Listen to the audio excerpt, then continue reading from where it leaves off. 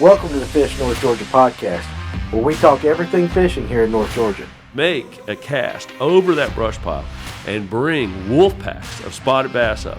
Georgia is blessed with so many of these electric-only lakes. No, I didn't say that, Danny. Don't be so, speculating now. All right, 3, 2, 1. Andy, how you doing? I'm doing good. How are you? I am doing good. I'm glad that we are finally back doing some podcasting here at Fish North Georgia, and you are the guy that's going to bring us back into the mainstream. Yeah, leading off game two. Huh? Leading off game 2, guys. It's been COVID's done messed everything up. It has. It has. It's got everything behind, and we're no different than anybody else. Crowded up all the lakes. Oh, good grief. Everybody in the world went fishing. They did. Latham Reservoir is in my front yard, and I'm telling you, it was crowded Sunday through Saturday. I mean, every single day that place was packed. And seems like a lot of you kayaker guys are out there now these days. We are, and we can still do tournaments because we've got the ability with the format that we do, catch, photo, release. We can upload stuff and not have to meet. So it's been pretty good. That's good. I'm gonna get me a kayak. I think one of our earlier podcasts, and he does guide videos with you. Josh Little said he's got a spare. He's got a spare. He's got a spare, and maybe we're actually gonna do a video of me in a kayak. I think that'll be a good idea. I think you'll enjoy it. You might be a little nervous about it now, but once you get used to it, I think you'll see the.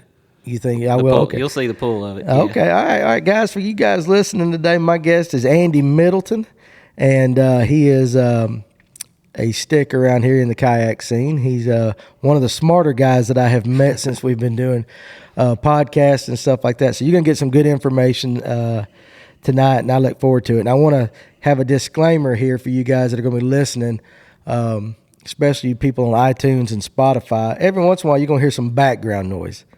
All right, we have moved into, from our last podcast, you might have known, but I think we did that in March, April? It's been a while. It's been a while. Okay, so we still haven't finished building out our store. So we're going to do this podcast. We're going to build a studio for the podcast downstairs. But life has gotten in the way, and we've gotten so busy. But occasionally you're going to hear what's going to sound like a tanker truck in the background. And that's because it is. And that's because it is, because our store is right on Highway 53 in Marble Hill, and it is a main thoroughfare for big trucks and people like that. A lot of bass boats, though, do go by. We notice it. That's why the store's here. It's in a good spot. Listen right here. Right on cue. Right on cue. There you go. So we apologize for that. We'll get the studio built one day, but we just want to get back on the air and get some good people like you on, and let's talk fishing. Yeah, I appreciate it. Let's go. All right. Okay. So, Andy, a little bit about you to all the people out there listening.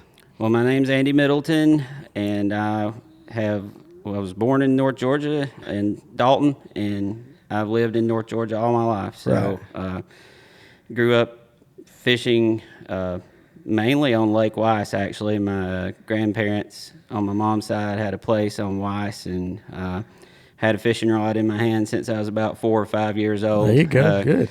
Grew up doing a lot of crappie fishing from my papa's little fiberglass flat bottom 16-footer. Right. Had 2 flashers on it, one in the front and one in the back. So I learned how to school. fish offshore with a flasher. There you go. Old school. That is a lost art these days. Yeah, triangulation and flashers. Okay, see, listen.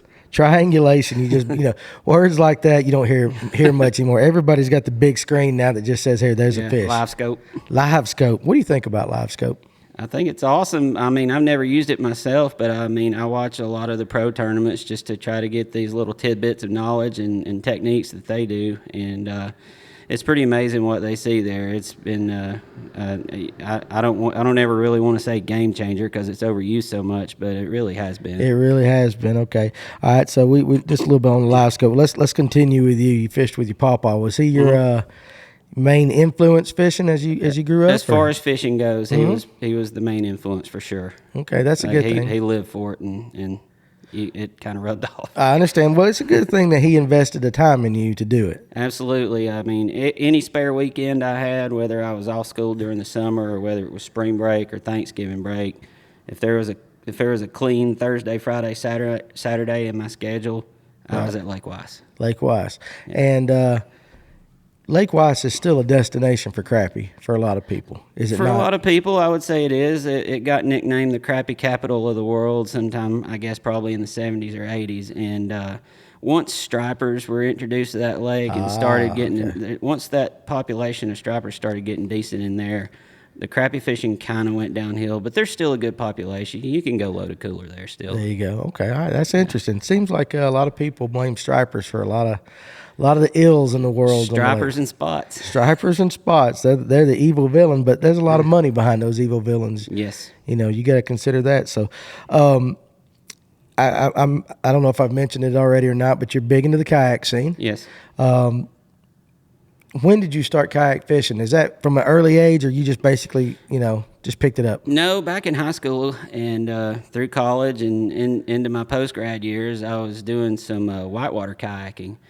And then I kind of got out. One of my buddies that did that a lot with me moved away to North Carolina, so I don't see him a whole lot anymore. And then he worked overseas for a while, and now he's living in South Carolina. So he put together a lot of our whitewater trips, and we just, I just quit doing that as much as I used to. And then so you're saying just for joy riding? When I say joy riding, but you did the whitewater in the like kayak in the closed boat with the spray skirt and so you're the crazy guy going through the Cat 4s or whatever they call them, those sections, or the class 4s. Class 4. I say Cat 4 like a hurricane. Like a hurricane. Yeah. No, I never did get to the skill level to really do rivers like the Ocoee or the Gauley or something like that, because Gotcha.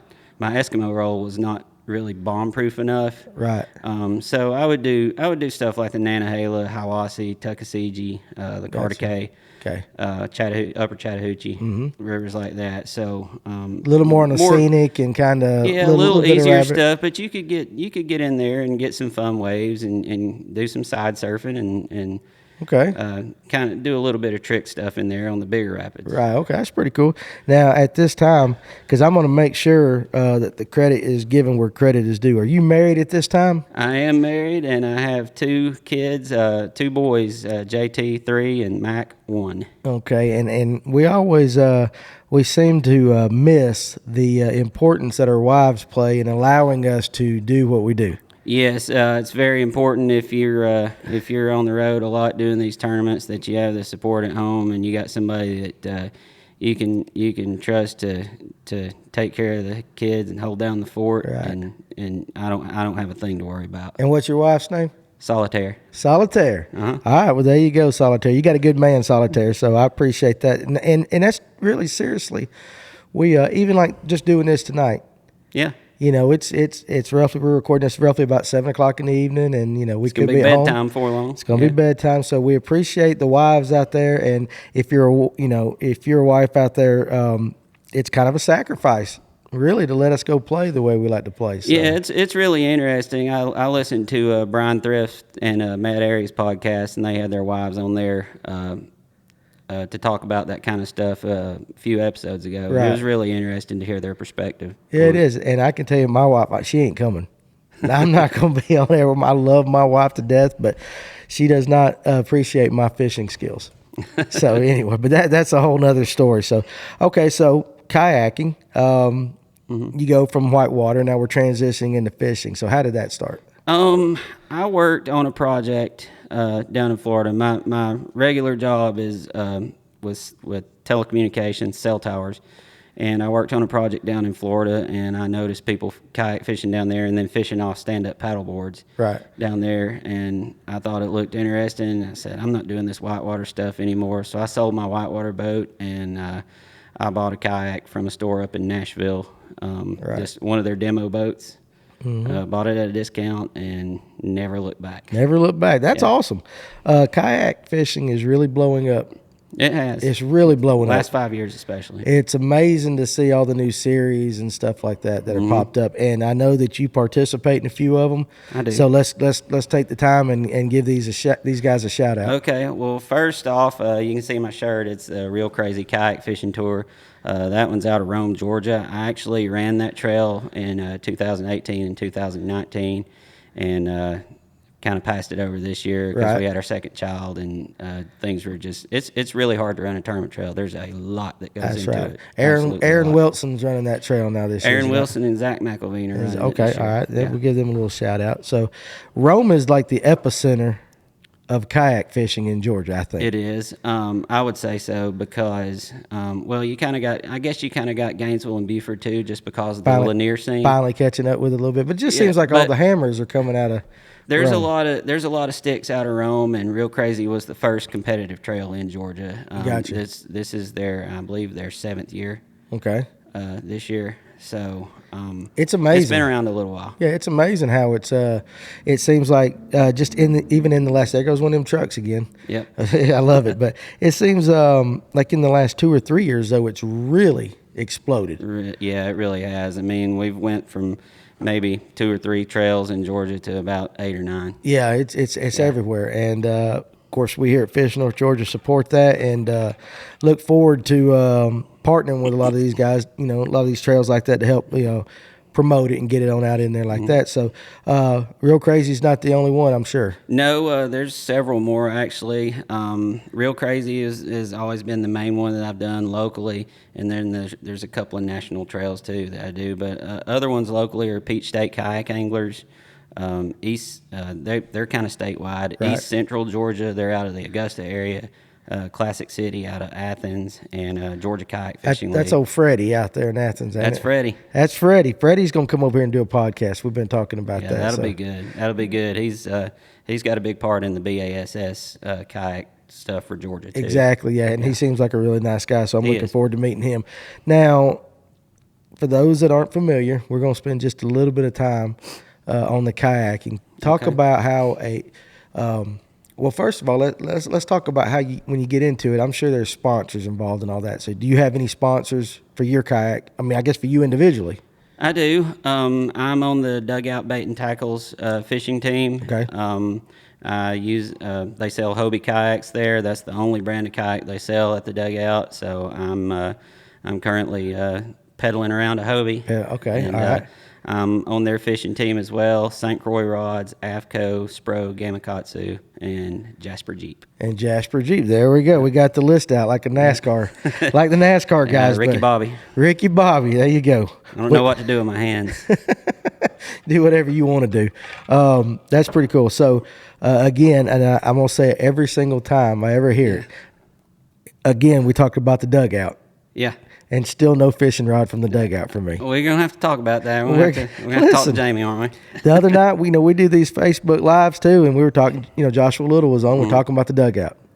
Eventually, Jamie's going to have to come off of a rod. I mean, it don't have to be the most expensive one. He's going to come off a rod. Yeah, so I'm giving him free advertising. Yeah, well, Dugout kind of burst onto the scene in the kayak fishing world when they picked up Hobie back Right. in October or November of last year, and they've kind of grabbed the bull by the horns, and Really, they got a winter yeah. a winter series starting. Yeah, they really have. They seem to be the go-to place currently for, For Hobie, for sure. Hobie, yeah, absolutely. And it seems like a lot of people are drawn to that area, the dugout, to, all the trails seem to, like eventually seems like they come through. All roads go through Marietta. It seems like that's the way it is. So, And they've got a little bit of an advantage, too, because they're a tackle store, and they have a pond on site where you can actually get in there and try out the kayaks. okay, that's awesome. Yeah. Okay, again, there's a little more. Get me a fishing rod out of them like that. But anyway, okay, so one of the things now we've established now, you do competitive fishing. I do. And we're going to talk a little bit more about that. But the one thing that I wanted to talk about first is this thing called the Georgia Slam. Mm-hmm. All right, tell everybody what the Georgia Slam is, and then we're going to talk a little more in depth about it. Okay. The Georgia Bass Slam is something that the DNR here in Georgia started about 3 years ago, and it's to raise awareness and education about the diversity of the black bass species here in our state. And like I said, a lot of people don't know it, but we have 10 different species of black bass here in Georgia. This Right. is not even counting line sides like stripers, hybrids, white bass. This is actual black bass. Right. Okay, and so the slam itself is 5 species in a year. Yes, if you get... I say species, but 5 of the individual subspecies of black bass. Yeah, Gotcha. if you get 5 out of the 10, you You basically get someone to take your picture with it or take a selfie with it and then put it on a measuring board. Right. And then just email those pictures to the DNR. The email's on the website for the Georgia Bass Slam, and they send you a certificate and 2 passes to the Georgia Fishing Education Center in Perry. Okay, you ever been there? I've not been there yet. I mean, Perry's a good little way. It's a poke. It's a poke. I'm sure that trucker that went by probably drives by Perry or something. Okay, so a lot of people, especially up here in North Georgia, we can say, okay, that's of the 10, I can get a couple of them pretty easy. But if you want to get all 10, you've got to travel. It's all across the state. It's not something you can do locally. You can get 9 out of the 10 above Atlanta. Above Atlanta. Yeah. But you still got to go south to get that one. Get that Sewanee. Get that Sewanee. All right, so we're going to talk about all 10 subspecies, I guess, of the black bass. Okay. And give what I want you to do is, let's see, it's September.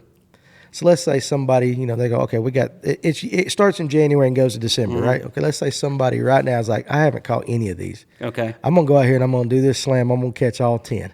All right, they got 3 months to do right. it. But we're starting in September. So Okay, it's doable. It's doable. So I'm going to give you the subspecies, and you're going to tell me where the best place that you know of to catch them or what to look for and how you would catch them. Okay, I can tell you can catch 4 in the Chattahoochee River. Okay, well, there we go. We're going to start off with the easy one. Okay. All right, largemouth. Largemouth bass, that's going to be pretty much any lake or river in the state or any farm pond in the state is going to be stocked with largemouth. So, Right. I mean, just go throw a spinnerbait or a jig or a Right. Senko. Yeah, that's not really, we don't need to do a lot of in-depth analysis on how to catch a largemouth. No, there's now. plenty out there. Throw a hook in the water, and you'll catch one of them. Throw you a trick worm. Trick worm, there you go. What's your favorite color trick worm? You ain't gonna You tell me. ask me that. My second favorite's green pumpkin. I'm gonna tell you guys, I tried to get him because he told me before, he's got a tournament coming up. We're gonna let him slide on his secrets, but I wanted to see if he'd let it slip. So he caught me. Now, your second favorite was what now? Green pumpkin. Green pumpkin. You can't go wrong with green pumpkin. No. You can't go wrong. All right, there you go. That's a way to be coy with it. You caught me. So, all right. So the second one is a spotted bass. Spotted bass, and that's the Kentucky and the. They classify. They're gonna put that under the Kentucky and Alabama. They're gonna put under the spotted bass umbrella. So it doesn't really matter which one you submit. So Right. Anyway, those are native to most. Well, I say native. They're native to the Etowah River and the Coosa River. The Alabama strain is. And then the Kentucky strain is native to some of the little streams that end up in Chattanooga flowing into the Tennessee River, but they've been illegally introduced all over the place above I-20. Basically, you can go catch a spot in just about any river or lake. Right, that's interesting. Again, let's talk about you were talking about originally. If man had not done anything to them, Yeah. Say that again. I want everybody to know where they really should be. The spotted bass, what they call a Kentucky, colloquially or whatever they call it Kentucky, is native to the Tennessee River Basin and Ohio River Basin, I think. Okay. So, I mean, you would eventually find them in the Mississippi River too, I guess. Right, I guess, yeah. Because that's all contiguous water. But the Alabama spotted bass is the one that gets bigger and the one they've taken out to places like Clear Lake in California and fed them trout and grown them to 9 or 10 pounds. They look like me. Yeah. Big old gut. And that's what's in Lanier. Okay. Those are Alabama bass. All right. They're native to the Coosa River Basin. Okay. So anything that flows into the Coosa begins in Rome. So you've got the Etowah and the Oostanaula and anything that kind of feeds into them. It's pretty cool. So basically, spotted bass originally are current fish. You would say that. I mean, we're talking moving water is what they were. They're native to moving water. But it seems like they're pretty adaptable to anything. They are, and they'll just take over anything pretty much. I mean, you can look at places like Lake Chattahoochee and Lake Blue Ridge and Nautilus that used to have smallmouth in them that no longer have. Well, Blue Ridge still has a few, but places like Chattahoochee and Nautilus no longer have smallmouth because they just can't compete with the aggressiveness of those spots. Are they doing anything about that? DNR has stocked some smallmouth into Blue Ridge. I don't believe they've made any efforts in Nautilus or Chattahoochee. Okay, so so you can stock. Are they doing anything to kind of eradicate the spotted bass in Blue Ridge? They encourage anglers to harvest them. Okay. but they're not. I don't think they're doing any active shocking up and removing them or anything Right. like that. So they're just trying to say, okay, if you catch a spot, please take it. Yeah, they encourage you to harvest them. Okay. What is the daily limit? Is there a daily limit in a situation like that? I'm not really sure. I normally don't do catch. I normally do catch and release if Right. I'm bass fishing, and I'll keep crappie. Right. I'm just curious. That would be interesting if there was a lake in a certain situation. Let's just say, and I don't even know the law without in Georgia. It's like 10 or 12, I thought, bass, but whatever the daily limit is, and I don't keep them either, so that's why I don't know. But let's just say it was 10, but you get a lake like that where the spots have taken over a smallmouth fishery, and the DNR kind of maybe possibly just looking away and saying, just catch them, just get them out of here. Yeah, You can catch or they 20, may 30. they may just lift the bag limit. That might be it, yeah. So if any of you guys listen to this and you know of that situation up there in Lake Blue Ridge, hit us up on Facebook or Instagram at Fish North Georgia or Fish North Georgia group page, because that would be interesting to kind of follow up on and see what they're doing. Do you know how many smallmouth they stocked? Is there a listing where you can find? I want to say 2 or 3 years ago it was 10 or 20,000. Really, just fingerlings or? Yeah.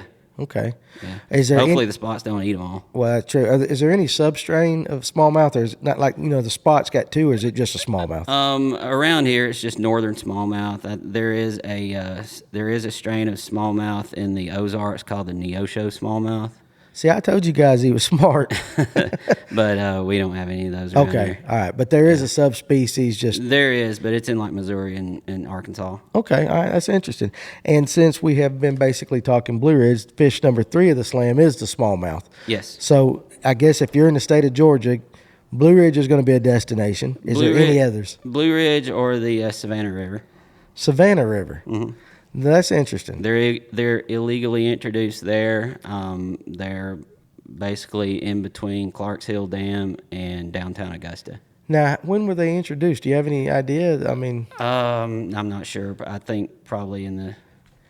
I don't want to say because I don't know. well, that's fine. But why would you think somebody would introduce smallmouth bass below Clarks Hill? It would seem. I mean, is it cold enough? I mean, are they a cold water fish? I mean, it is tail race water, so I'm not sure how much colder it is than the lake there, but they seem to have thrived there, even though there are spotted bass in that river too. So there's a little bit of interbreeding going on, but Gotcha. they've done well there. Really, that's interesting. Because they're shoals. Gotcha. There's So, moving water. Yeah, so they got a lot of oxygen. If you had to pick one place to go, would you go Blue Ridge or would you go there to try to river. get? I You go would to go the to the river. Yeah. You think that's a little more of a guarantee? Yeah. Okay, well, sure. that's interesting. And that's the Savannah River Basin below Clarks Hill. Mm-hmm. Okay, that's interesting. And you just kind of brought up fish number 4 in a roundabout way because you were talking about the type of water, and you said shoals. The shoal bass. Shoal bass. And that is a prize fish for sure from people that have been talking about them. That's one of the species that Georgians are kind of hang their hat on. They're most proud of because mainly you're just going to find them in Georgia. I mean, you got some border water with Alabama and then a few miles of water in Florida in the Panhandle that you can catch them, but mainly this species calls Georgia its home, and that's it. Our state fish is the largemouth, but I think there's been a little bit of movement to move that. either have a second state fish or Change that. yeah. That's interesting. Now, where can we go catch a shoal bass? So the shoal bass are native to the ACF basin, which is the Apalachicola Chattahoochee Flint Basin. Okay. The most popular place to go catch them is in the Flint River, down in Middle Georgia. Okay. Down near like Spruill Bluff, that area. Right. That's where I believe the state/world record came from. Somewhere from the Flint. Okay. All right. And what was that? Do you know? I think it's somewhere around 7 or 8 pounds. Okay, so this fish doesn't get as big as the largemouth. It's kind of more in line with the spot. No, yeah, it's more like a spot. You catch a 4 to 5 pounder, you really done That's something. a trophy fish. Yeah. And I would imagine in the current probably feels like a 20-pound largemouth. Yes. They, I would say between those and smallmouth, it would be neck and neck. You'd be hard pressed to find a harder fighting fish for their size, especially in current. Really? Yeah. Okay, and let's just talk. What does shoal bass eat? Crawfish. Crawfish. So they'll eat the same thing, basically the same thing as largemouth or spot crawfish and baitfish, but hellgrammites. Hellgrammites. Okay. Crawl patterns seem to do well on them. Jigs.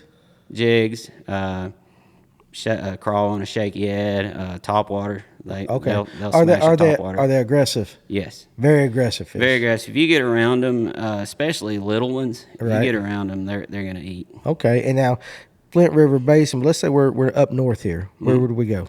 You can go to the upper Chattahoochee and catch them between Helen and the backwaters of Lanier. Okay, and are we still doing the same that we would do down in the Flint River? Do you fish for them the Yeah, same? you fish for them basically the same way. You can throw a little square bill or a jig or top water. They like a whopper plopper. Really? Yeah. Okay, but we're still talking fast moving current or just a little current? You want to be in the stuff you would see people whitewater kayaking in Right. and doing tricks in. That's where you want to throw. Really? Seriously? Yeah, because they sit in that fast water and Okay. they're not afraid of it. And they're not afraid. Okay, so, but I would think that the water in North Georgia, coming from down from Helen, we're talking a lot colder water than we are down in the Flint. So, any differences at all in the way they act, or you just think it's about the same? I think they're adaptable to different water temperatures. It's just they have to have that current. Have to have that current. Yeah, I guess for their oxygen. Okay. That's just where they like to stay. That's how they hunt. And somebody told me, and I don't remember who it was, that people come from all over the world to Georgia to catch a shoal bass. Mm-hmm. And that there's some guides that are really good at it and they do really well. And people are looking for those trips. So that's just a destination. It is kind of a bucket list fish for a lot of people. We're really lucky to have them here in Georgia, and that's one thing. That's one of the concerns we talked about: the illegal introduction of spotted bass into some of these fisheries where they're not native, like the Chattahoochee down below Lanier through Atlanta on down toward Columbus. Spotted bass in there, and then you got spotted bass in the Flint now too, and they don't belong there. Yeah, so people have some of these kayak clubs have tournaments where you catch you catch and keep spot tournaments and then have a fish fry afterwards, like Chattahoochee kayak anglers did that recently. That's not a bad idea, and I think that could be done on a lot of these smaller reservoirs that got way too many fish. These clubs, let's weigh our 5 in and then let's clean them and let's eat them. Go to Yahoo and clean a bunch of 12-inch largemouth. Listen, we've already done it. We've talked about Yahulah so much, but recently, and this happened just this past weekend, and today's what, the 3rd? I believe so. September 3rd. Right. And so, guys, you'll hear this in about a week after we. This is Labor Day weekend. Labor Day weekend. You'll hear this about a week that coming up, and because we like to do a little editing and make sure my face looks pretty on camera and stuff like that, which is a lot of work. So it takes about a week. I'm just kidding, but where was I going? Talking about eating largemouth. Eating largemouth at Yahulah. See. I ain't done a podcast in about 4 months, buddy. I gotta get back in the game. But Yahulah recently, Dahlonega John Boats had a tournament out there, 3-fish tournament. It was a wild card tournament to qualify for their classic tournament end of the year. 14 point something, I believe it was 14 pounds. It's a good day. Keith White and bless your heart, I forgot his partner's name. I want to say Barry, but I don't know. I had it written down. Three fish, 14 pounds. Largemouth, 6, a little over 6, a little over 5, a little over 4. Mm-hmm. And that was there. I guess that adds up. One might have been just a little under 5. So you guys that are doing math, 15 pounds if you're doing math, I'm sorry, I don't have it exactly, but it was a little over 14 pounds for there, which is really good. But you're right. You can go up there and catch 12-inch fish, 12-inch, and they need to take some out of it. Mm-hmm. I think a 12-inch bass, if you're going to eat a bass, that's about the size I think would be the best tasting. I don't know. They like catfish. They get tougher as they get older. I've never eaten a big bass. I don't eat a whole lot of bass. I mean, I have, growing up especially. We kind of kept just about everything we catch out of ice. We were putting them in the freezer. Right, and a lot of people used to do that. They don't do that anymore. It's like a faux pas, don't keep a bass. Yeah, and especially don't post it on social media if you do. You'll get eat up. Unless it's crappy. That's a shame. Yeah, it really is. And these, as long as you're following your bag limits, they're put there for a reason. So harvesting is actually encouraged to keep these fisheries healthy. Yeah, and it's almost like deer hunting these days. If a 4-pointer is a trophy to you, shoot that joker. But I mean, if you post it on social media, if it's a bass, you're gonna get roasted. There's always that guy. Yeah, there's always that guy, and then once that guy, I really want to discourage that guy. Yes. I don't want you posting. I mean, because a lot of people, as long as they're doing right, and they take them home, they eat them, they enjoy them. It's their business. It is, and there's nothing wrong with it. So, that's a whole nother topic. We could go down that rabbit hole for hours. No, let's not. Yeah, let's don't do that. So, all right. So, shoal bass, that is our pride here. Don't eat shoal bass. Don't eat shoal bass. All right, we encourage you eating spots. Yeah. The Lake Lanier guys are going to tear me up for that, but that's okay. I love all them guys. But let's go to the next one. Okay. And which one did you say was the toughest? Well, I have not been able to fish for the Sewanee Bass. That's the one down in South Georgia. Okay, that's the next one I was thinking was coming. So let's talk about it. Let's talk about the Sewanee Bass. What differentiates the Sewanee Bass from all the others? DNA. That's pretty much all. And the appearance. It's got a darker appearance, and it's got some kind of vertical striping on it. Okay. And they're found in the Sewanee River Basin. Most of the Sewanee River flows through Florida. In the Big Bend area and dumps out in the Gulf of Mexico, but there's some headwaters of it that are in South Georgia around Valdosta and Thomasville. Okay, that's where they're located. All right, so it's September. How you gonna go catch one if you could? If I went, I would just probably go down there with a Texas rig and just throw some creature baits around some moving water. Okay, but there's not a lot of big shoals. There's not a lot of big shoals, obviously, down where it's mostly swamp, but. There is some moving water in those rivers, a little, riffles and stuff like that. And I would focus on basically what I would do if I was fishing a river up here. I would probably just throw a Texas rig plastic in some brush or something. Okay, so not a lot of fast water though. Yeah, current breaks. And it's just kind of like in my mind, I'm trying to picture a river flowing with the big cypress trees on the side and stuff like that. Or that's probably in lots of sandbars, I would say. Right. I just don't have any experience fishing down there. Okay, I don't either. So, yeah. But that's the only one of these on the 10 that you've not caught. Well, the Ultima, we'll get to it. Okay, that's been my unicorn. So the Sewanee and the Ultima.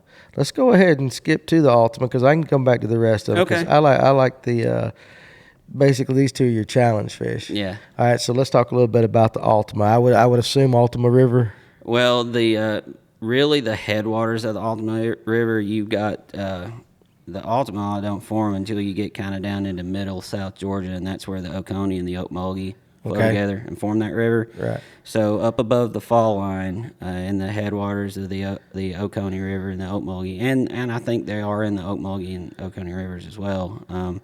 You have a subspecies of the red-eye bass, and it's the Ultima because it's native to that basin, and their DNA is just a little bit different from a red-eye. Right. So I don't live near that area. I don't get over that way that much. Right.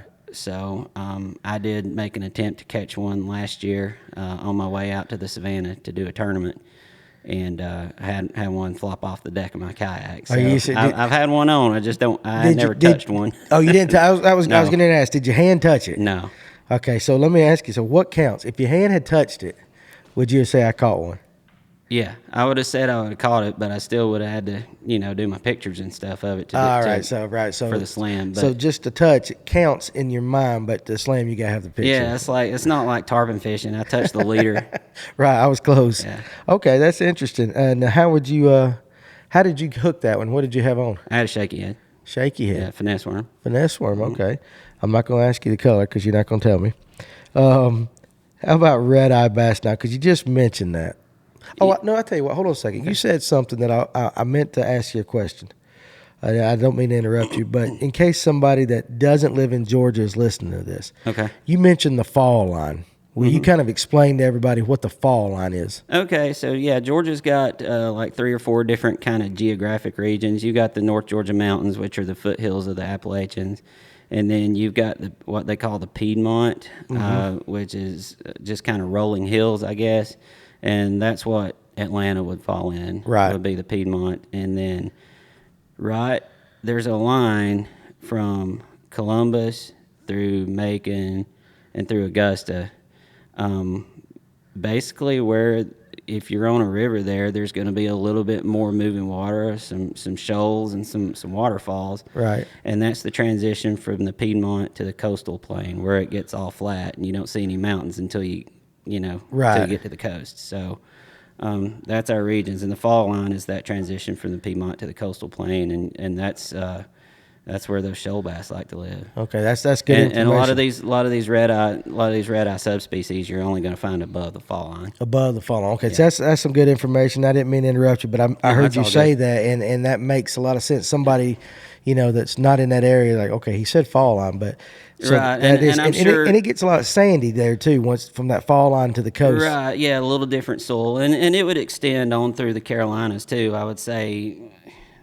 Coastal Carolina and all that stuff. Well, yeah, I would say probably like Columbia, South Carolina would be on the fall line, and as you going up through the Carolinas, probably like Charlotte and. Gotcha. So like, if you make that trip from Columbia to Myrtle Beach, that's their fall line. Pretty much, that's because it's all pretty flat. Mm-hmm. Yeah. Yeah, I made that. That's a boring drive. Yeah, once you get past Columbia, it's not too fun. No, it's not. You see the ocean. Mm-hmm. But anyway, okay, so. You mentioned red-eye bass in this talk of the fall line. They're only found above it, you said, or is it below? Red-eye. There may be some below the fall line because you're getting into Alabama too on this. Okay. And I think I don't know if it's Birmingham or Montgomery. I think Montgomery's on the fall line. Okay, all right. So let's talk a little bit about the red-eye. Where did you catch one in Georgia? Talking Rock Creek. Talking Rock Creek. You talking about up here in Talking Rock? Right here, yeah. Really? That's interesting. Yeah. Okay, so they're in streams and stuff like that? They're in the same native waters as the Alabama bass, so you're going to find them there. Another name for the red-eye bass is the Coosa bass, so they're going to be found in the Coosa Basin. Interesting. So, like, if I'm out there and I'm an inexperienced angler and I'm in the Coosa or something, and I catch a bass and I'm holding it, what will I be seeing other than red eyes that would differentiate that from a spot? You're going to see the red eyes. You're going to see a little bit of vertical striping, and their bellies are going to be a little more gray normally than a white belly of a spot. And the two most telltale signs of the red eye is a kind of a salmon colored tail fin with some little white margins on the outside of the fins. Okay, that's interesting. And what are we using to try to catch one of those? Small stuff, Ned rig, rooster tail, small light Texas rig. How big do these fish get? What would be a trophy red-eye bass? Trophy red-eye would probably be 13 inches. Really? Yeah. Okay, so we're talking These very are small fish, yeah. Very small fish, but a subspecies of the black bass. And it needs to be 8 inches to qualify for the slam. And why is that? That's just what the DNR, that's just the rule the DNR made. It has to be an 8-inch yeah. red-eye bass. All right, that's very interesting. All right, the next one on the slam is the Chattahoochee. Okay, and what I went over basically with the red eye is going to be your tactics for any of these red eye subspecies. Okay. As we're going through these, we're going to talk about, we've already talked about the Altamaha. Right. So you got the red eye, Altamaha, Chattahoochee, and Tallapoosa. Yeah, and then we'll have the one left. And Bartrams. These were all classified as red eye bass until just a few years ago, and when they started doing a lot more studies of the DNA and started realizing that there's some differences. Okay. So these, and even Shoal Bass was classified as a red eye up until whenever Shoal Bass became a species. Really? Okay. Yeah. So once they started doing DNA and said, okay, look, these are different. And obviously these Shoal Bass are getting to 6, 7, 8 pounds. Right. Something's got to be different. Yeah. Absolutely. So the Chattahoochee, then you're saying, is a subspecies of a red eye. Yeah, it's a close cousin or whatever to a red eye, and it's found in the Chattahoochee Basin. Okay, and we're talking small stuff like Ned rigs, or we're going. Yeah. I mean, you can catch them. I mean, you can catch them on a shaky head too. If you're fishing for spots or shoalies or whatever, you can catch them on a shaky head or Texas rig or crankbait. Okay, they're aggressive. There any size to them? Or are they stay pretty small? all these next few we're going to talk about are in that it's got to be 8 inches to turn in for the slam. But if you catch a 13-incher, you've done something. You've done something, okay. Yeah. All right, so then you mentioned the Tallapoosa. So. Yeah, that Chattahoochee bass is going to have like really bright red fins. Oh, their fins are red. Yeah, that's what differentiates them. Right, reddish orange around the outsides of their fins, especially the tail fin. Okay, all right, interesting. Tallapoosa. Basically the same thing. They're going to have really turquoise-looking cheeks. Okay. Otherwise, they're going to look like a red eye, and they're in the Tallapoosa River and the creeks that flow into it. Okay, and small stuff again. I would say. Yeah, but aggressive. If you're a fly fisherman, throw a popping fly.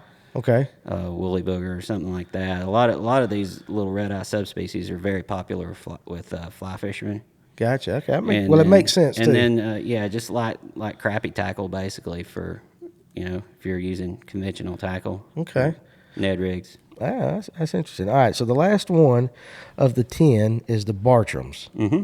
And now they're up. Well, I know that there's some up north in like what's that lakes that come out from Burton or Raven up in that Tougaloo River.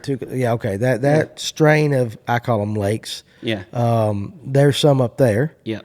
Where did you catch yours? Savannah River. Savannah River again. Yeah, they swim with the smallmouth down there in Augusta. Really? Yeah. So are they all over the place? Or is it just pretty much isolated up North Georgia and then All these little red eye like moving water, kind of like the shoal bass does. So Right. you're gonna look for riffles and current breaks and blowdowns, adjacent to the current and some of these little creeks and stuff, and you can catch them super shallow. Okay. If there's just like a 2-foot dip at the bottom of a little shoal. Right. All right. So I'm gonna look at this list again now. I know your love for the shoal bass, but if you had to pick one of the 10 Smallmouth. or I'll answer it smallmouth, now. smallmouth, Yeah. and why is that? There's just something about them. I don't know if it's the fact that we just don't have them here, and there's something about you have to go north, or you have to drive a few hours to get them. There's just there's something about them. There's a mystique. It is. They're pretty fish. Beautiful, yeah. Absolutely pretty fish. It's fun to watch. I know some of the pros were on like St. Lawrence River or something like that, and they were catching monsters. Oh yeah, they're mean. Yeah, they with the COVID rules, they opened up Lake Ontario for that St. Lawrence tournament, and Paul Mueller went in there and caught a 713. Really? Yeah. What's the world record? I think it's 9 or 10. It's from Dale Hollow. It's like 9 or 10 pounds. Really? Yeah. I can't imagine what a 7-pound smallmouth. I've caught one a long time ago at Blue Ridge. Yeah. Throwing a white grub. I remember that was the Yeah, thing. I threw a white grub in Blue Ridge. I don't know if you can still do that, but I can remember watching that fish jump out. And it didn't shake like a largemouth. I mean, it came vertically out of the water. They're acrobats for sure. And I mean, it just blew out of the water. And I remember it wasn't nothing but like maybe a pound and a half. I mean, it wasn't a big one, but it was the prettiest fish I've ever seen that I've held in my hands. And before you saw it, you probably wouldn't know it was a pound and a half. Oh, no, listen. It's kind of like a bluegill. Bluegills are underrated. A big bluegill or a shell cracker. On a fly, especially. There's something. I mean, I love the bass fish, but if you could give me one thing, I mean, even if it was with a Zebco 33 and a cricket, you hook a big bluegill in brush or in trees and stuff like that. So that's kind of what I equate that smallmouth to. Because I mean, just like it was digging. Pound for pound. Yeah, it was digging down, and all of a sudden it just turned and it comes straight up Like a rocket. And I mean, just boom. Yeah. Almost like a dolphin, kind of just straight up, and it didn't do nothing. But I was just They're like crazy.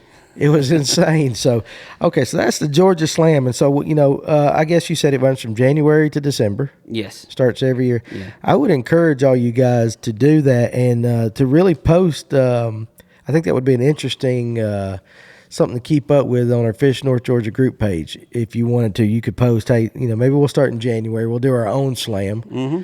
And and you can submit them to the DNR and do them on the page or whatever. Yeah, I think that'd be really cool to do and just see who's catching what and what kind of size they're catching and all that. So, and since I've started doing the guide videos, I'm every time I add to my list, I'm doing a video for it. So that is true. And for those of you that don't know what he's talking about, on our YouTube page, we have some local guys here like Andy that are going out in the places that they fish, and when they're done, they submit a video report, just a fishing report of where they were at, and we encourage them to give as much information as possible, and they do a good job. A lot of them fish tournaments, so we realize that they've got their super best stuff, and I understand that, and I would be the same way. But they give a lot of good information. But what he's just saying is he does that every time you catch one of those. You post a little video about it.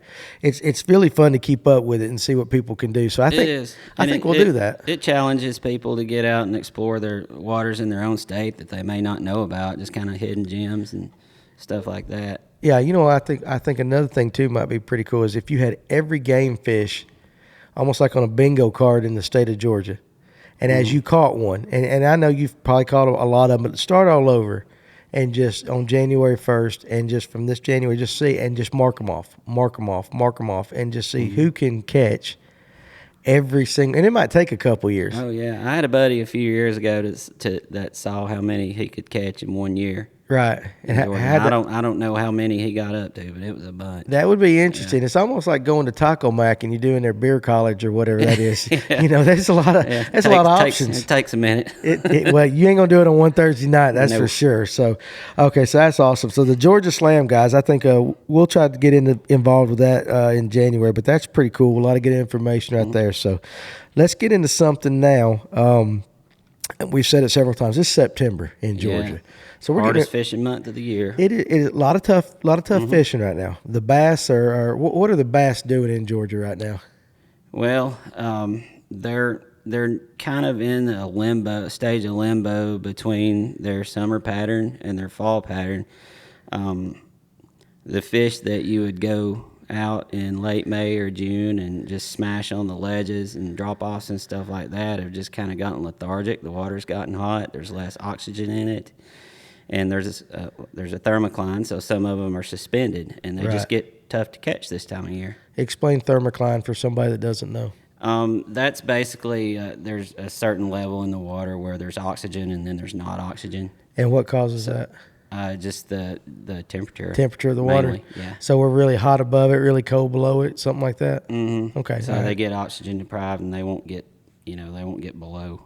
Okay. A certain level. Gotcha. I understood that. So we got all these things setting up. What causes the change? Is it the temperature or is it the amount of daylight? I mean, there's different factors. It's a combination of all that stuff. I mean, temperature is going to cause it. I mean, you start see the temperatures cooling down at night a little bit. That'll start getting them active, and then I hope so. It might get us active too. It's hot. It's been hot and muggy this summer. It has, and then part of it as well. I mean, the main thing is whatever the bait fish do. Right. And what are they doing right now? They're going to start moving toward the backs of the creek. They're going to, if they're out on the main lake, they're going to start getting in the creeks, and it's just like an annual migration, basically. Okay, so are they going up there, though, for the cooler water or more oxygen, or just something they do? And whatever they eat, whether it's plankton or whatever they eat, maybe there's a better population of that at a certain time of year. But for whatever reason, the shad start moving off the main lake and into the backs of the creeks, and this can take a while. You're talking about, we have 80, 90-degree weather sometimes through the end of September, so you're sitting there in October still fishing main lake points. Right. But and that's what's tough about Georgia.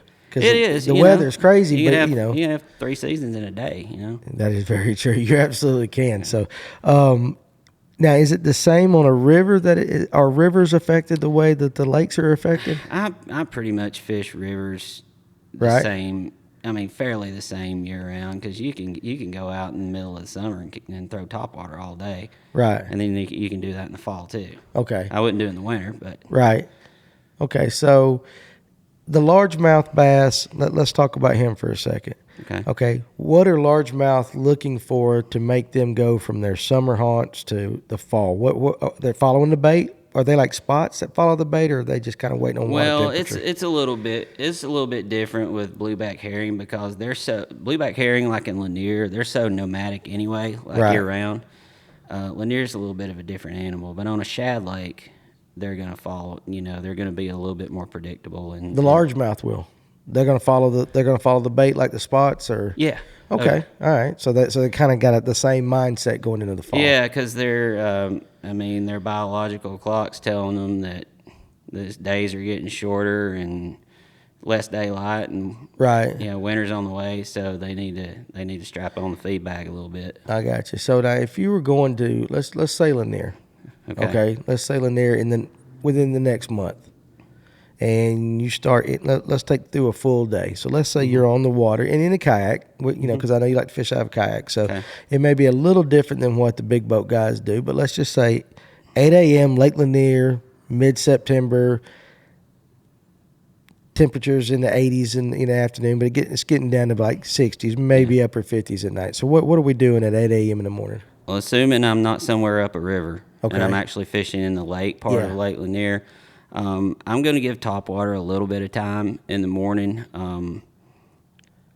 just run a few points. You of course, in a kayak, you're going to run a lot less points than you would in a power boat. But you probably work them a little bit better too. Yeah, you work them a little more thoroughly. Just pick an area with a few good features in it, run the points, and give it 10 or 20 minutes or maybe 30 minutes with topwater. If you don't do that at this time of year, you probably switch into a shaky head or a drop shot. You're just going to work something slow. Okay. They're lethargic. They're lethargic. Now, what is the trigger though? You think it's the water temperature, and all of a sudden, boom, they just turn on? I think a cold front or something like that. Right. Just some cold front plus the time of day. I think it'll be maybe 3 or 4 weeks from now. Toward the end of the month, you're going to start seeing a little bit more movement. Right. In them. There'll be. The bait's still there. Right. The bait's not going anywhere. They're just going to decide to start chasing them a little bit better, and then that topwater bite's going to pick up again. Okay.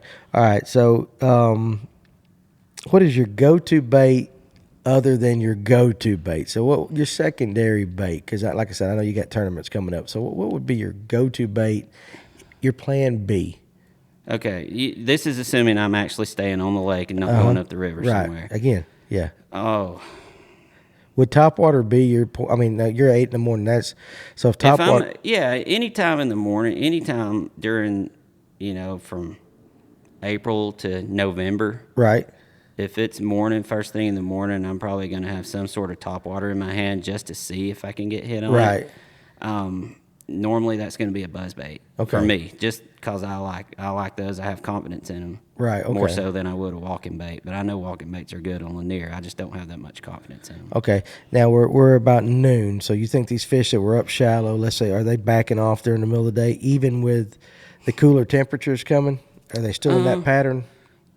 This. If they've started moving a little bit, you might find them on some of the same type staging areas that you would maybe in the post spawn. Like you might find them on docks. Okay, all right, that's interesting. Because you can go catch them at night off docks. So as long as there's somewhere with some bait around and some access to deep water, it's worth checking shallow. Okay, and then in the evening, probably going back to the top water again. Yeah. Okay. Yeah. Now, I was quizzing you on a lake, and I know you haven't fished lakes a lot, so we're going to get into the rivers now. Okay. Where I know this is your honey hole right here. Right. This is kind of what I do in the summer, especially fishing from a kayak. The lakes get crowded, especially if you're in the metro Atlanta area. You're talking about Allatoona and Lake Lanier. There's so much boat traffic, especially this year with COVID. And, the rivers are just a little, you're going to have a lot of wreck traffic on there, like the commercial kayak companies, sending out 40 people at a time or whatever. Right. But they're not fishing. The fishing pressure's not going to be quite as bad. There's a little more oxygen in the water, and the fish are just more predictable to me in the river, and it's just more fun to be there in the summer. Yeah, so that was my next question. What makes it appealing to you? Part of it, I guess, is kind of where I came from that whitewater stuff. I know doing that and taking clinics and stuff on paddling, back in high school, I know how to read a river. I know how to navigate. And basically some of the same stuff you use to navigate the river, like the little chutes and the eddies and stuff like that, that's where you're going to target, when you're targeting a river fish. You want to target a current break or something like that. Right. Or throw behind, but up in the push water, up against a rock or behind the rock, where the slack water is. I'm curious, is the bite different? Because I don't do a lot of river fishing. And let's say you're throwing a shaky head. Okay. In a current, is the bite different? Is it a different feel, the way the line's going and everything, than it is if you're throwing in a farm pond or on a lake? Usually around here, you're fishing for spotted bass in a river, so you're going to know when one pops it, because they'll knock slack in the line. Right, yeah, okay. But no, it's not that much different. You're still going to feel that little thump or a tick or something. Right. It's really interesting because you've mentioned current and all this. We fish with electric bass opens, and we fished out of Brushy Branch. Yeah. Okay, so Josh and I actually, if anybody knows Brushy Branch, it's kind of like a oxbow lake kind of off the Coosa River. That's what I kind of would call it. I would say so. It's got two arms. So it's got one that goes up Dry Creek, a long way to Dry Creek, and then the other just goes to the Coosa. And that's pretty much it. So Josh and I fished up Dry Creek as far as you could go. And we got into some spots and all that and some decent size. I think we finished 5th in that tournament, some good stuff. But the guys that won it were sitting on the Coosa. Okay. All right. And they said, Chris Gayton was one of them. I don't think he won it. They might have finished second, but they said that, it was kind of slow. And all of a sudden the current popped. The current kicked up. Now, we've been trying to find someone, and maybe you're the guy, maybe you're not. What causes the current to suddenly kick up on the Coosa River just outside of Rome? Is it Lake Weiss? Is it the dam? Does it pull that hard? It's Allatoona. It's Allatoona. Yeah. Okay, so Allatoona releasing through the Etowah, adding the current to the Coosa. That far up. Yeah. It makes a difference Yeah. that far up. Now, if they start pulling more, if they pull the plug on Weiss, that could affect it, but I think just as much is probably Allatoona. That's impressive. It makes that much of a difference. Yeah, I mean, up there. but it's going to take 24, 36 hours to get down all the way to. So that current that they felt on that Saturday could have been from a release. From Friday release or something. Really, that's interesting Yeah. because they said that as soon as the water started moving, the fish went crazy. And they just started getting bites, and it was and the Coosa is kind of a slow moving river from that Through point. there, yeah. Through there, it's kind of slow. The Ostanola, how'd you say that? Oostanola. It's a pretty quick little moving river in some points. Yeah. I've striper fished one time with a gentleman up there, and it was amazing when the stripers run up there. And he had a jet boat, so we were able to get up in some places. Right. That's a totally cool experience. It's a tricky river to time just because it gets so muddy so fast. It does. That river muddies up faster than any around. Really, I wonder why that is. I know, maybe just a lot of red clay up Right. around Calhoun or. It might be. I will tell everybody, and and I haven't spoken to this gentleman in. Let's see, my boy is 19, so he did this when he was 10. So we're talking about 9-10 years ago. It was a father-son trip, but I know he's still in business. But Cy Grissar, and I don't remember the name. If any of you guys know him, Cy Grissar, he does striper on Carter's too and all that. But that river trip was amazing the way he did that. And if you have a chance to fish with him, I would highly recommend him. He's out of Rome. I don't even have his phone number. I just remember that trip was that good for the stripers. Fun. It is fun. Yeah. It is fun. And he did something that was pretty interesting. And I know we're getting off the bass, but he went and he caught the bait. I guess it was gizzard shad, if I remember correctly. And he would cut them up. And we would throw for stripers on the bottom like you would catfish. And he would take the tail piece and the head, and we would never fish with that. It had to have the guts when he would hook it. And if you weren't getting on the bite, he would say the guts are out of it. And sure enough, he would pull it up. There'd be 0 guts. But if your guts were in it, you were getting hit. And I thought that was pretty interesting because it is interesting, and I don't know why. So any of you guys, again, if you know why, you can hit us up on our Facebook page. But that was the most interesting thing of that entire trip. Now we caught gar, we caught catfish, we caught turtles as well. I'm starting to say I wouldn't be surprised if you caught catfish. Oh yeah, we did. It was, and that trip was the father got to set the hook, but then you hand the rod to. My boy was smaller at that time. And I got some great pictures. I'll have to post them. But Cy Grissar, and again, like I said, I don't remember. He's still in business. I've seen him, but I don't remember his thing. If you guys get a chance to do that, striper fishing, just watching my boy fight stripers in the river. Was something else. So that's an animal. It is an animal right there. But I guess you probably could. I mean, it's just like cut bait for stripers, like catfish. Yeah. And I just thought that was the weirdest thing. But it worked. And that guy's great. So anyway, Cy Grissar, you guys. That I went off on a little tangent there for Cy, but check him out and then tell him that Danny Pruitt sent you at Fish North Georgia and send me some money, like that. But kickbacks, little kickback, just 10%. But he was a great guy. We enjoyed that. So. But you think, okay, so a release a day and a half later, you're just in the right place at the right time on the Coosa to kick them fish up. Yeah. That's a good thought. I never thought about it that way, though. If say you're fishing there, say you got a tournament on a Saturday there, and get online and look at your gauge, look at your river gauge there at Allatoona Dam and time it by that. And that's where I was going to go before we close all this out, because you got a lot of secrets, and I know you ain't going to give them all of them, but some of it's not secrets. Well, some of it's not secrets, but good information for people that fish rivers. Right. So, again, so I would think that the first thing they got to do is what you just said. You got to understand when these lakes are going to release, how it affects the fish, and how it affects the safety of you, especially in a kayak. A lot of it's safety more than anything, really. Right. Yeah. Have you fished right behind the dam in a kayak, right behind Altoona Dam? Not when they've been releasing. Not when I they've been wouldn't. I wouldn't dare. Is it that fast? Oh yeah. Okay, so is It's it sketchy. Is it really? Is it like Lanier or worse? I don't know. I hadn't fished. I mean, I've fished below Beaver Dam, but not when they've been releasing. It comes up pretty quick. I mean, has Altoona got that big horn like like Lanier when they're releasing? Yeah. Okay, it scares the daylights out of you sitting down there fishing. All of a sudden that horn goes off. Generally, I mean, do people get down there and do that? Do they try to run boats and stuff down there and fish, or is it pretty much off limits right in there?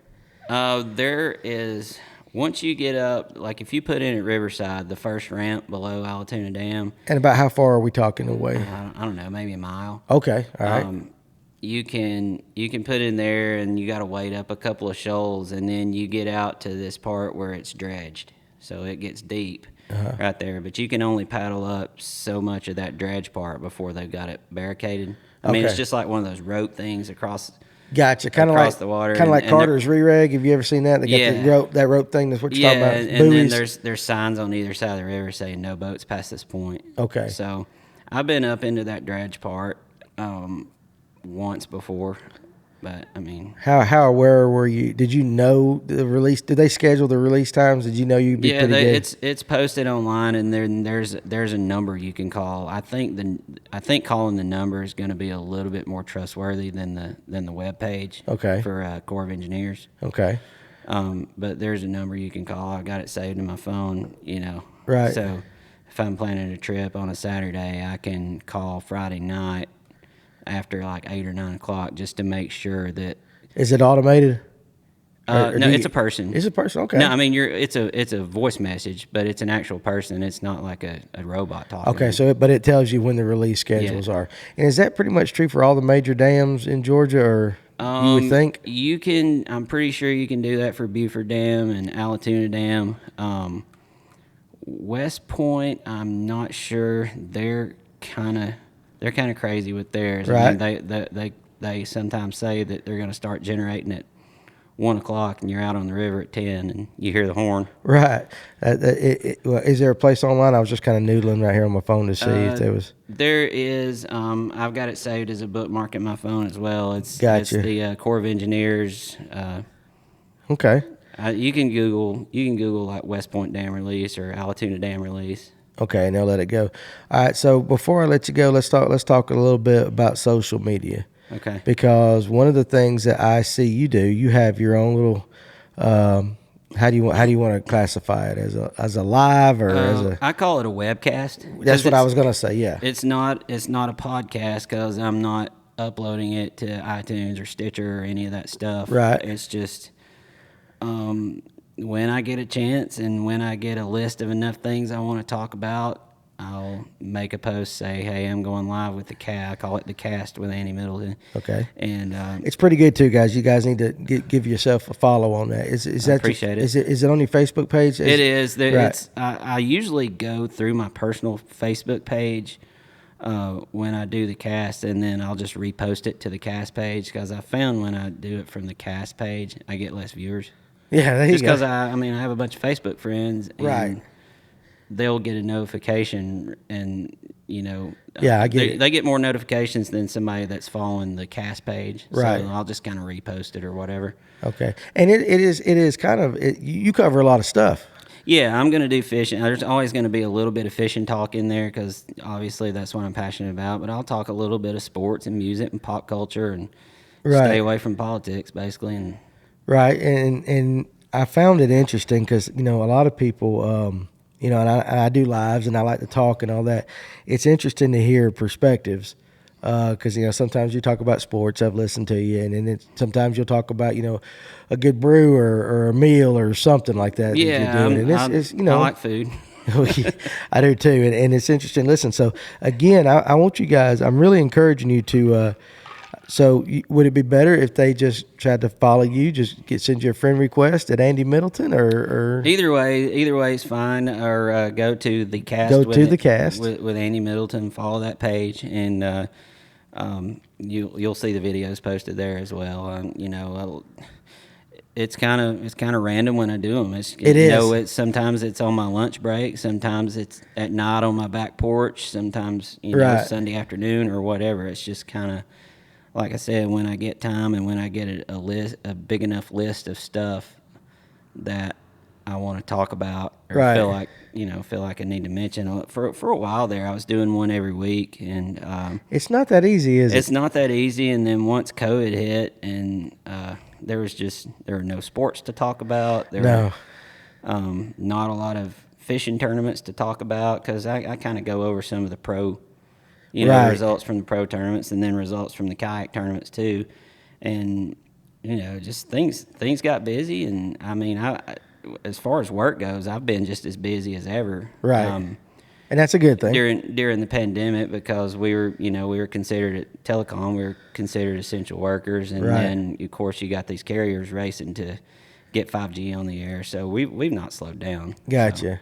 So, but it's still it's an interesting watch, and I think more people need to not to compete, but be willing to talk about some other things. Like if you couldn't talk fishing right now, and we were doing a podcast, what would the topic be? Braves baseball, I guess. Braves baseball.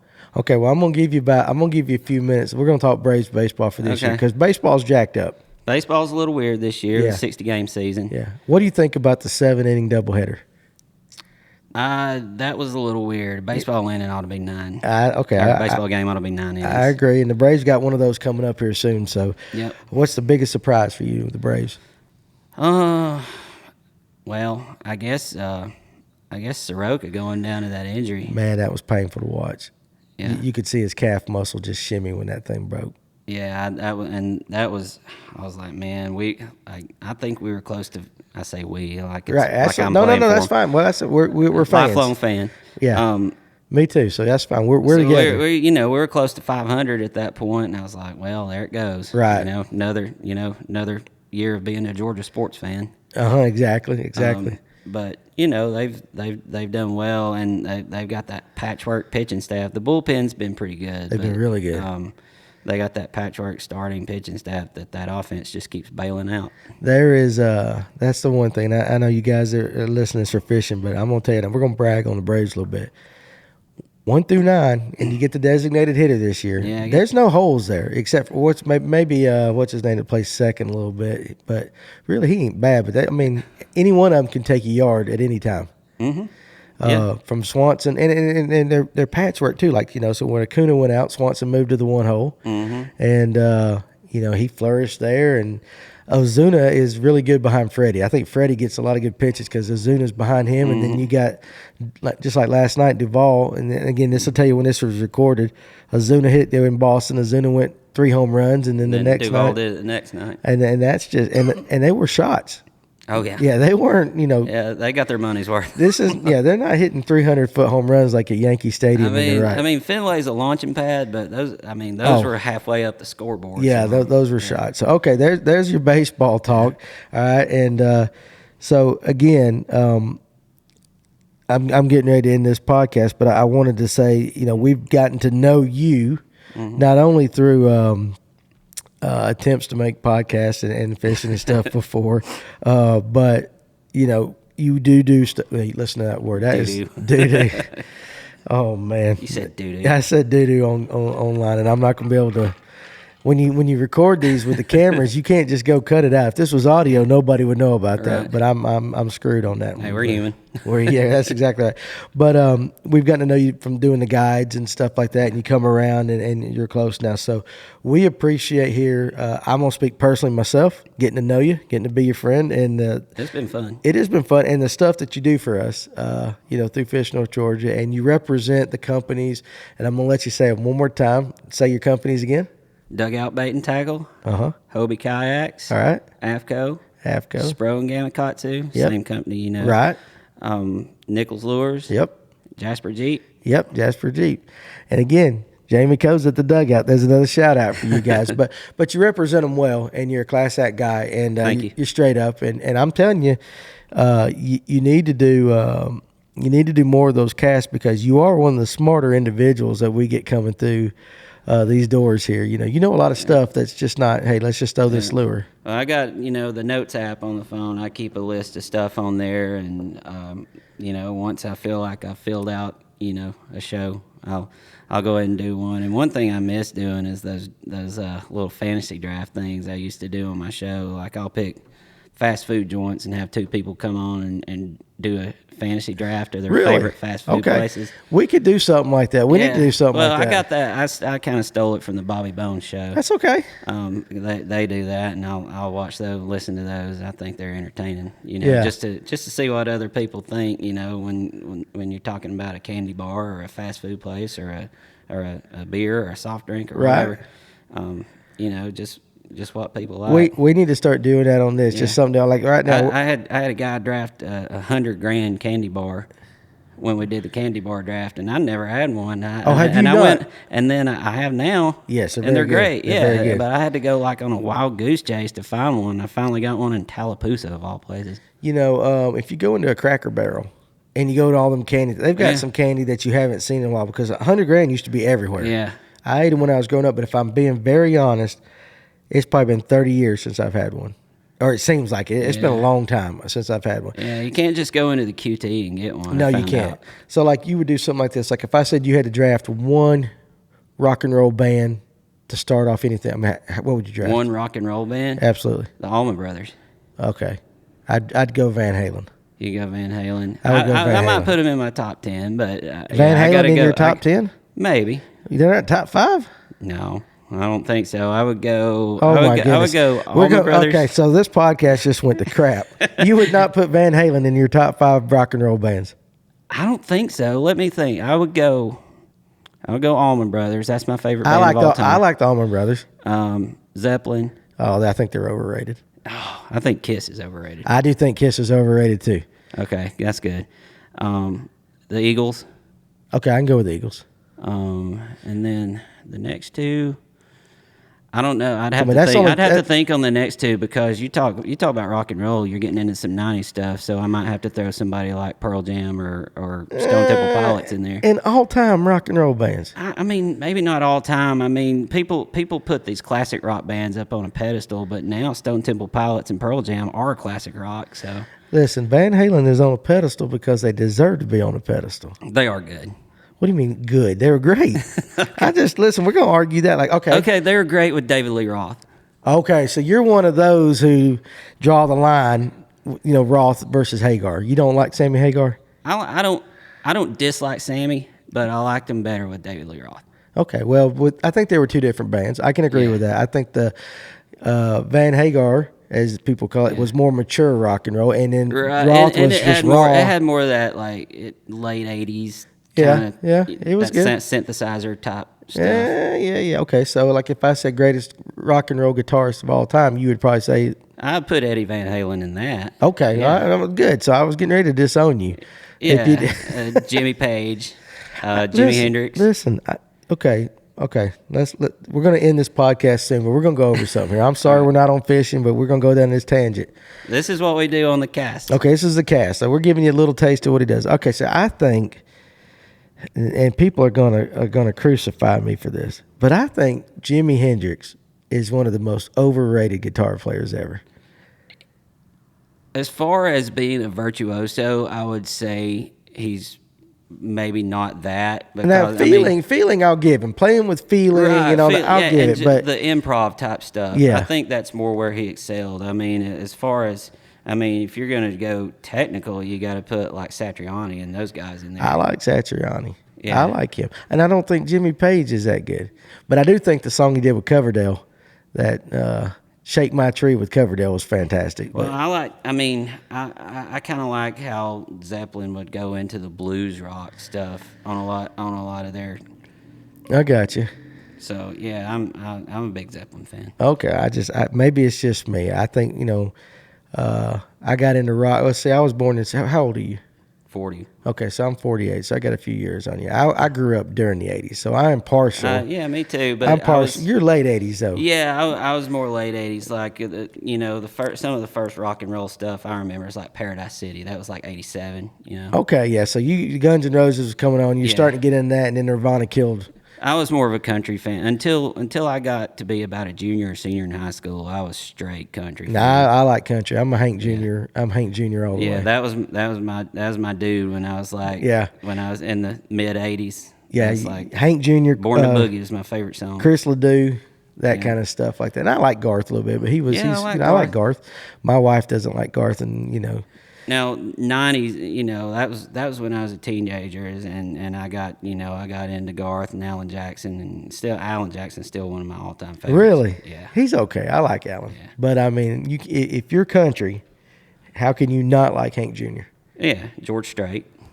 Now listen, though, I'm not a huge George Strait fan. Really? See, that's like me, like what you said about Van Halen. I'm like, how you like country and not no, be listen, a big George Strait fan? no. I like George Strait, but have you ever seen him in concert? Oh yeah, He just stands there. that's all he has to do. I know, but I mean, I'm like, I went and seen Toby Keith. Listen, I'm sorry, guys, we're off on this tangent, but I saw, I went and seen Van Halen. They came to Atlanta, and we had 4 seats, 6th row.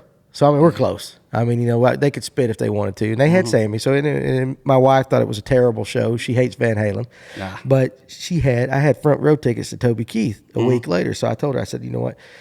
I'm getting Van Halen tickets. If you want to go to Toby Keith, you got to go to Van Halen. So she sat through Van Halen, and I went. Blackmailed her. I did blackmail, but I'll tell you what, it was jamming, and I loved it. So, got the T-shirt and everything, and I was so proud. I wore my T-shirt to the Toby Keith concert. I'm on the front row. He actually pointed at me and gave me a thumbs up for my shirt. Toby Keith puts on a hell of a show. Yeah, I was impressed. Yeah, and I thought this was going to be. I like his older stuff. Yeah, it's like a lot of them. I like Kenny Chesney. I love his older stuff. I did till all the women started liking him, and then it was Kenny Chesney just in the ground. It's all beach. It's all beach, but his early stuff was good. It was like I liked. There's several of them that came through, and the first song or two I would love them, and then my wife would take over Tim McGraw.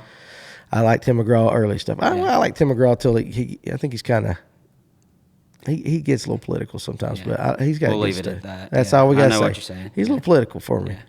So maybe we need to do a Fish North Georgia podcast like this. Let you come on and interview people. You come do the interviewing, and we'll get. I don't want to do the interviewing. Why? Because you're a better leader than I'm not a better leader. You're a good question asker. I like the question asker. I like to talk. But I find it interesting what people do like. And I mean, we talk fishing and stuff, but it's good to get to know the people. It's a lot when you're doing those cast things, you're doing it solo. It's like you feel like Ricky Bobby sometimes. You don't know what to do with my hands. I know. The live. It's awkward. When I do a live, it's much easier with somebody beside you than me sitting in front of the camera talking for 45 minutes. But what helps is when people put those comments on the side. So that's when you can respond. You're interacting and stuff like that. So I think when you get people here, Josh is going to watch this and go like, "Oh my gosh, the last 30 minutes of this podcast has nothing to do with fishing," but it's okay. Yeah, it's okay. We're getting to know each other. We know that he likes Led Zeppelin and the Allman Brothers. Maybe Jimmy Page likes to fish. Do you think so? I don't doubt it. Deion Sanders likes to fish. I know that. Yeah, Randy Moss. I would like to take Deion Sanders fishing. I think he would talk the entire time. He might rival me on talking. When Josh don't talk. That's why he don't do these interviews. I named a cat Deion once. Why? After Deion Sanders. You know what? Okay, so I'm an Atlanta Falcons fan, but at my house there's a dog named Brady. Really? Because my oldest daughter was a Tom Brady Patriots fan. I mean, you would say, oh, she just likes him because Tom Brady, he's cute and they're winning Super. But she can name. I mean, she's a fan. She knows them. I don't know why, but we got a dog. There goes a truck. It's been a while. Yeah. She wanted to name it Brady after Tom Brady. I'm like, whatever. So, but Deion, what kind of dog was it? It was a cat. Oh, I saw you said a cat. It was my aunt's cat. And you said, okay, well, what was the name before you got it? Or did you, I don't think it had a name. She just got it and was like, let's call it Deion Sanders. Well, Deion Sanders. I think because it was fast. You think so? Is that why? Maybe. Okay, so I was like 11. 11? Okay, so maybe younger. I don't know. We really got off track, and I apologize for it, but that's okay. What's your plans here for the next few months? Well, some of these major tournaments got really pushed back because of the coronavirus. There is a Hobie Bass Open Series tournament. That's one of the major ones, and then there's a BASS tournament. The Hobie tournament's going to be on the Coosa River. It's going to be on Lake Weiss and Neely Henry. and the BASS tournament is going to be on Chickamauga. Georgia Bass Nation has a tournament on Sinclair coming up. You're fishing all these? I'm gonna fish some of them. I just got to figure out what my schedule's looking like, and then Is that why you can't be my partner on Rocky Mountain on October 10th? October 10th. Remember, I asked you to go fish with me. That's right. The week before is that Coosa River Hobie event. So you just gonna be tired, or your wife ain't gonna let you fish? No, don't put me on the spot like that. Come on, which one is it? Don't put me on the spot like that. No, I can't. No, I really do have to. I've really been picking and choosing a lot this year, and you got young kids, and you need to. Yeah, 1-year-old and 3-year-old. But I've not really. I've done it a little bit different this year. Just trying to either fish new water or try to basically jackpot some stuff. Right. I hadn't really focused on one single trail this year. I've been bouncing around a lot, just fishing a tournament here and there, just kind of doing my thing, doing what I want to do, fishing where I want to fish, right. And not really focusing on an AOY race. But Real Crazy's next tournament is on the Etowah River on September 12th, and it's their season finale. So I may get in on that one if we're not, if we don't go on a vacation or something like that. Right. Our anniversary's Sunday, so normally the week after Jeep Fest and our anniversary. And unfortunately, Jeep Fest is a big festival here, and we ain't getting it this year. We don't have Jeep Fest this year. It's normally Labor Day weekend. So, being involved with Jasper Jeep, we're usually pretty busy around this weekend. But, Jeep Fest was canceled this year. Normally we go on vacation the next week, but it's travel's been a little bit iffy this year, and having a 1-year-old makes that a little bit of a challenge sometimes. So I don't know if we're going to go on vacation. So there's a couple of tournaments coming up in September that I might jump in, but we'll see. Okay. But Real Crazy's giving away a $3,000 kayak. Next weekend. So can I jump in on that? And is it too late to jump in on that? No. Oh, okay. Well, I would die in a kayak. Y'all would be coming finding me. No. All right.